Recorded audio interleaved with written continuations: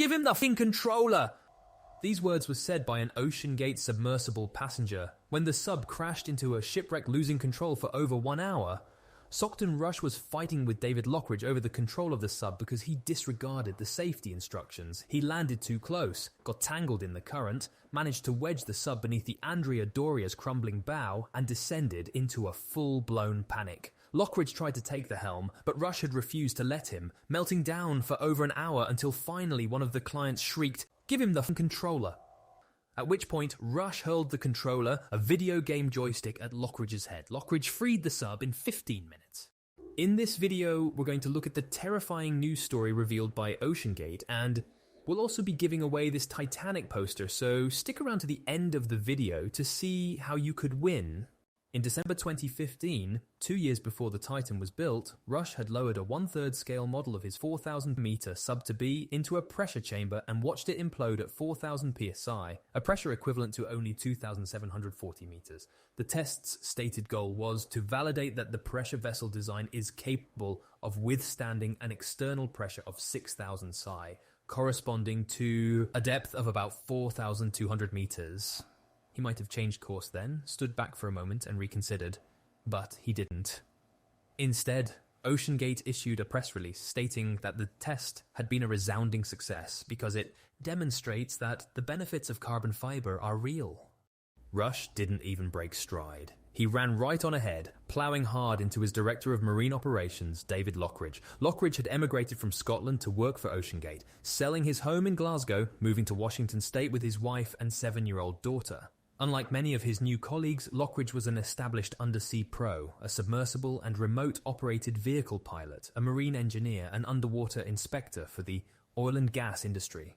He'd piloted rescue subs for the British Navy to save men trapped aboard downed military submarines. By January 2018, the Titan was nearly completed, soon to begin its sea trials. But first, Lochridge, who according to his contract was responsible for ensuring the safety of all crew and clients during submersible and surface operations, would have to inspect the sub and pronounce it fit to dive.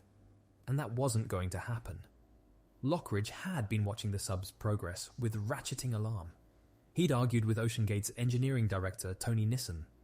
OceanGate had responded by refusing to let Lochridge examine the work on the sub's oxygen system, computer systems, acrylic viewport, O-rings, and the critical interfaces between its carbon fiber hull and titanium end caps. Mating materials with such wildly divergent pressure tolerances was also not advised, because Titan could not get classed because it was built of the wrong material and it was built the wrong way. Once he made up his mind, he was on a path from which there was no return. Lochridge listed more than 24 items that required immediate attention. These included missing bolts and improperly secured batteries, components zip-tied to the outside of the sub. O-ring grooves were machined incorrectly, which could allow water ingress. Seals were loose. A highly flammable, petroleum-based material lined the Titan's interior. Hosing looped around the sub's exterior, creating an entanglement risk, especially at a site like the wreck of the Titanic, where spars, pipes, and wires protrude everywhere. Yet, even those deficiencies paled in comparison to what Lochridge observed on the hull. The carbon fiber filament was visibly coming apart, riddled with air gaps, delaminations, and Swiss cheese holes. And there was no way to fix that short of tossing the hull in a dumpster. The manufacturing process for carbon fiber filament is exacting. Interwoven carbon fibers are wound around a cylinder and bonded with epoxy, then bagged in cellophane and cured in an oven for 7 days. The goal is perfect consistency. Any mistakes are baked in permanently, given that the hull would be seeing such immense pressures not yet experienced on any known carbon-hulled vehicle. We run the risk of potential interlaminar fatigue due to pressure cycling, Lochridge wrote, especially if we do have imperfections in the hull itself. The hull would need to be scanned with thermal imaging or ultrasound to reveal the extent of its flaws. Non-destructive inspection is required to be undertaken and subsequent results provided to myself prior to any in-water manned dives commencing, he added, digging in his heels on the scanning. This would reveal any weak spots and provide a baseline that could then be used to check for signs of fatigue after every dive. Scanning the hull shouldn't be a problem, should it? Lochridge noted in another document that OceanGate had previously stated the hull would be scanned. Spoiler alert, the hull was never scanned. The OceanGate engineering team does not plan to obtain a hull scan and does not believe the same to be readily available or particularly effective in any event, the company's lawyer Thomas Gilman wrote in March 2018. Instead, OceanGate would rely on acoustic monitoring. sensors on the Titan's hull that would emit an alarm when the carbon fiber filaments were audibly breaking. Lochridge's report was concise and technical, compiled by someone who clearly knew what he was talking about, the kind of document that in most companies would get a person promoted. Rush's response was to fire Lochridge immediately, serve him and his wife with a lawsuit, although Carol Lochridge didn't work at OceanGate or even in the submersible industry, for breach of contract, fraud, unjust enrichment, and misappropriation of trade secrets, threaten their immigration status, and seek to have them pay OceanGate's legal fees. Ironically, Lochridge had saved Rush from himself at least once before.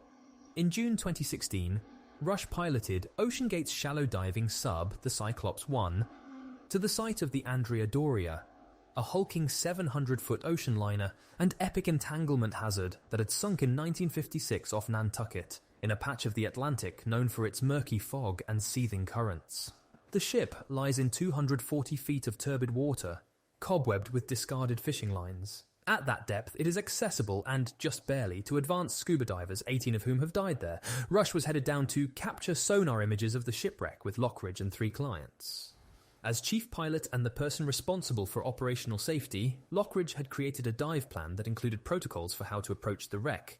Any entanglement hazard demands caution and vigilance, touching down at least 50 meters away and surveying the site before coming any closer. Rush disregarded these safety instructions. He landed too close, got tangled in the current, managed to wedge the sub beneath the Andrea Doria's crumbling bow, and descended into a full-blown panic. Lochridge tried to take the helm, but Rush had refused to let him, melting down for over an hour until finally one of the clients shrieked, "Give him the fucking controller!" At which point, Rush hurled the controller, a video game joystick, at Lochridge's head.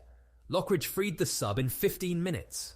The expedition had been planned to include 10 dives, but instead it ended abruptly, with OceanGate citing adverse weather conditions. After returning to shore in Boston, Rush held a press conference. "We were able to view the Andrea Doria area for nearly 4 hours, which is more than 10 times longer than scuba divers can," he announced.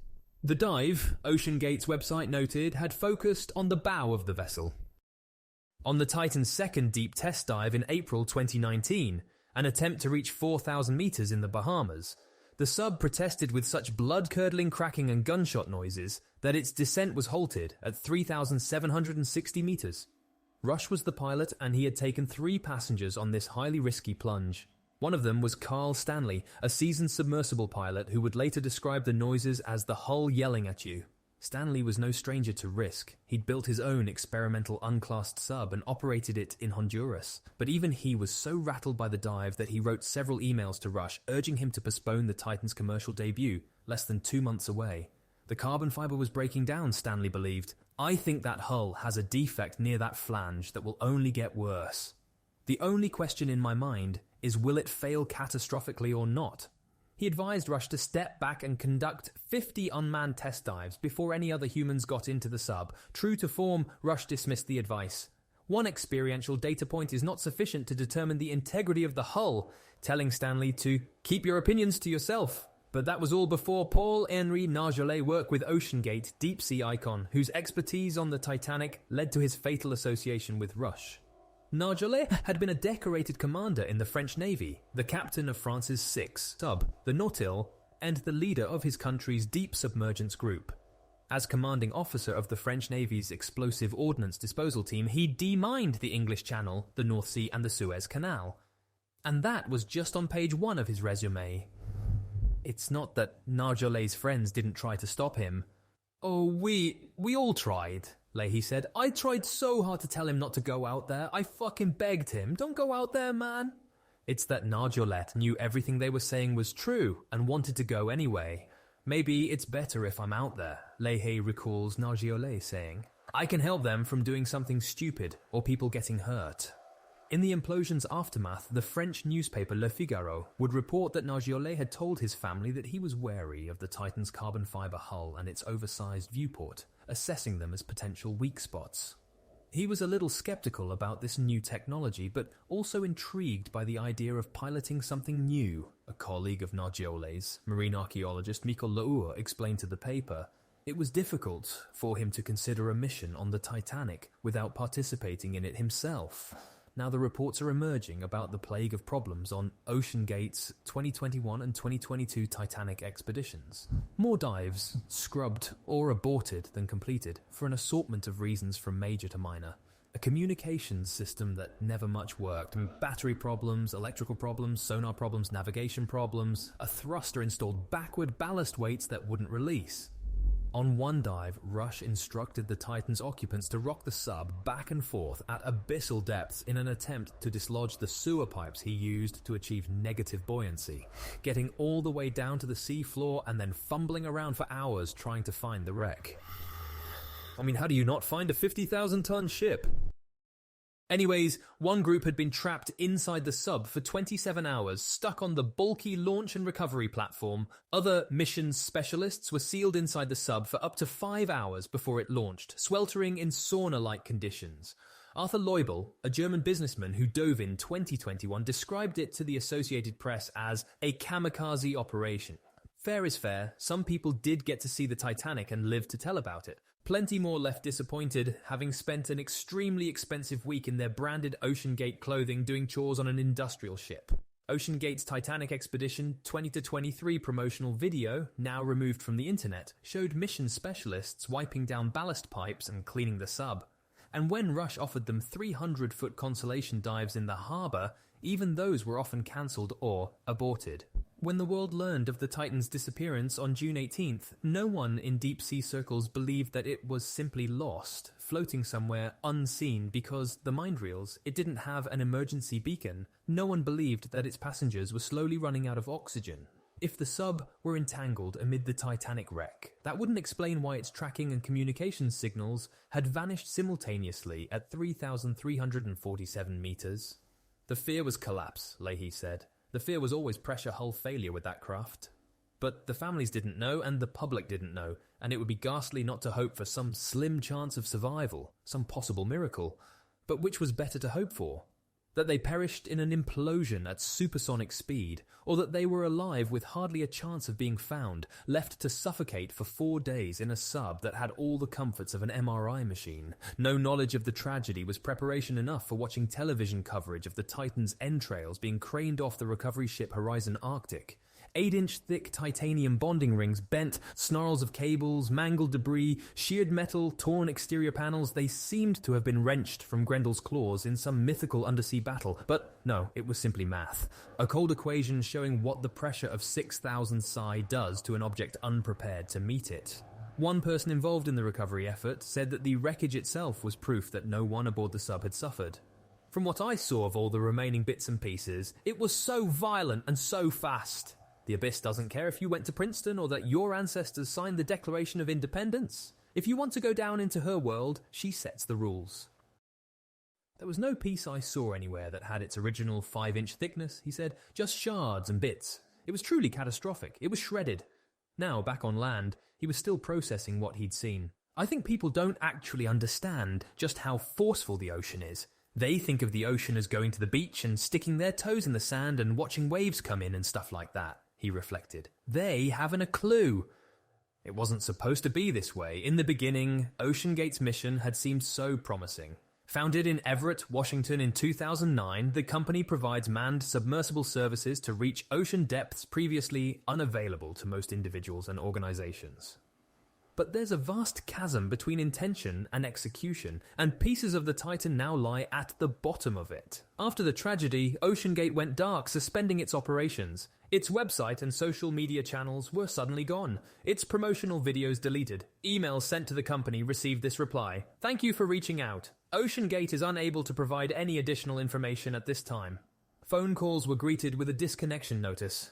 Before the Titan's last descent, there hadn't been a fatal accident in a human-occupied submersible for nearly 50 years, despite a 2,000% increase in the annual number of dives in that period. In the 93-year history of manned deep-sea exploration, no submersible had ever imploded. Ultimately, it comes down to not just technology, but the rigor of the nerdy, detailed engineering that goes behind it, to determine that things are predictable. Submersibles had earned their title as the world's least risky mode of transportation, even as they operated in the world's riskiest environment. Because there is one last rule that every deep-sea explorer knows. The goal is not to dive. The goal is to dive and to come back. And now time for the giveaway. We're giving away this poster that is going to be shipped to your location anywhere in the world. To participate, simply leave a comment down below. Once you've commented, make sure you're subscribed to our channel and have notifications turned on so you won't miss out on any future giveaways or videos from us. If you enjoyed this video, don't forget to give it a thumbs up and share it with your friends. The winner will be randomly selected and announced in the comments section of our next video, so stay tuned for that. If you're the lucky winner, we'll get in touch with you directly to arrange the shipping. Good luck everyone, and we can't wait to read your comments. From everyone here, thank you so much for watching, and as always, keep the passion alive. Until the next video, take care and see you soon.